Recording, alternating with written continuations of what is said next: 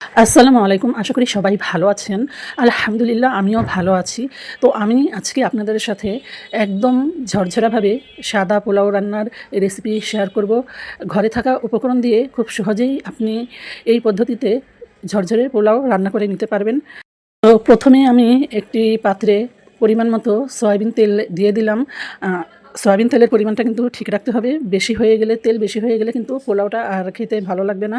তো আমি আমার পরিমাণ মতো সয়াবিন তেল দিয়ে তো এখানে আমি একটা বড় পেঁয়াজ কুচি করে নিয়েছি। তারপরে হচ্ছে দারচিনি, এলাচ নিয়েছি, তেজপাতা নিয়েছি। এখন আমি এগুলো একটু অ লাল, লাল করে ভেজে নিব। তারপরে আমি এখন এখানে একটু লবণ দিলাম। লবণটা দিয়ে দিলে হয় কি পেঁয়াজটা তাড়াতাড়ি সেদ্ধ হয়ে যায়। তো আমার এখানে পেঁয়াজটা হালকা লাল লাল করে আমি ভেজে নিলাম। তারপরে আমি এখানে পরিমাণ মতো আদা রসুনের পেস্ট দিব। আমি এখানে আদা রসুন একসাথে পেস্ট করে নিয়েছি। আপনারা চাইলে আদা রসুন আলাদা আলাদা পেস্ট করে নিতে পারেন। তো আদা আর রসুনের পরিমাণটা সমান সমান হতে হবে। তারপরে আমি এখানে আদা রসুনটা একটু তেলের সাথে ভেজে নিয়েছি যেন কাঁচা গন্ধটা চলে যায়। তারপরে আমি এখানে সামান্য পরিমাণে পানি দিয়ে দিলাম এই মিশ্রণটাকে ভালো মতো কষানোর জন্য। তারপরে আমি এটাকে এখন নাড়াচাড়া করে ঢাকনা দিয়ে ঢেকে দিব। তারপরে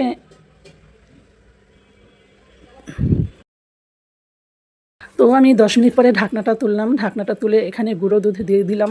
পোলাওয়ের মধ্যে গুঁড়ো দুধ দিলে কিন্তু পোলাওয়ের স্বাদটা অনেক বেশি ভালো আসে। তো গুঁড়ো দুধ দিয়ে আমি এখন এটাকে আবারও একটু ভালোভাবে নাড়াচাড়া করে নিচ্ছি।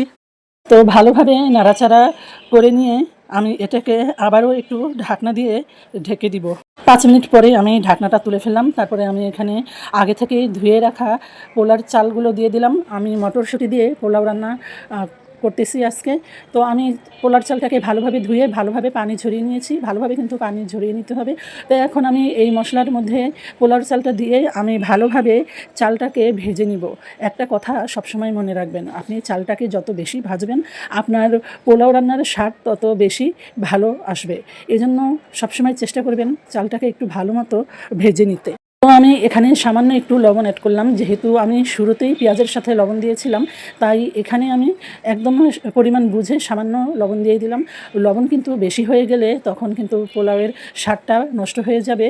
তো এজন্য একদম পরিমাণ বুঝে লবণটা দিবেন। তারপরে এই যে দেখেন আমার চাল কিন্তু ভাজা ভাজা হয়ে গিয়েছে আর খুব সুন্দর একটা স্মেল বের হচ্ছে।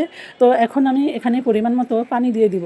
আমি 1 কেজি চালের আন্দাজ পোলাও রান্না করতেছি। তো 1 কেজি চালের মধ্যে এখানে আমি 6 গ্লাস পানি দিয়েছি। আমি পানিটা গ্লাস দিয়ে মেপে ব্যবহার করি। তো আপনারা সবসময় 1 কেজি চালের মধ্যে 6 গ্লাস পানি দিবেন। তারপরে আমি এখানে কয়েকটা কাঁচামরিচ অ্যাড করেছি। কাঁচামরিচ অ্যাড করে এখন আমি এটাকে ঢাকনা দিয়ে ঢেকে দিলাম।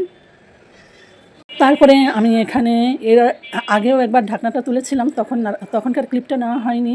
তারপরে তখনও নাড়াচাড়া করে আমি ঢেকে দিয়েছিলাম। তো এখন আবারও ঢাকনাটা তুললাম। 10 মিনিট পরে আবারও ঢাকনাটা তুলে দেখি একদম পানি টেনে এসেছে। তারপরে আমি একটু ভালোভাবে নাড়াচাড়া করে নিলাম। একদম নিচের চালগুলো ওপরে দিলাম আর উপরের চালগুলো নিচে দিচ্ছি নাড়াচাড়া করে। তারপরে আমি এটাকে আবারও ঢাকনা দিয়ে ঢেকে দিলাম। তো আমার পোলাও রান্না কিন্তু হয়ে গিয়েছে। তো দেখতেই পাচ্ছেন একদম ঘরে থাকা উপকরণ দিয়ে কত সহজভাবে একদম সাদা পোলাও রান্না করে ফেললাম, একদম ঝরঝরে সাদা পোলাও। তো আপনারাও এভাবে বাসায় রান্না করবেন। আশা করি আপনাদের ভালো লাগবে। তো আমার আজকের ভিডিওটা যদি আপনাদের ভালো লেগে থাকে অবশ্যই আমার চ্যানেলটা সাবস্ক্রাইব করে দিবেন। তো আর আমার এই পোলাও রান্নার রেসিপি ভালো লেগে থাকলে অবশ্যই লাইক আর কমেন্ট করবেন। তো আজকে এ পর্যন্তই। সবাই ভালো থাকেন, সুস্থ থাকেন। আল্লাহ হাফিজ। আসসালামু আলাইকুম।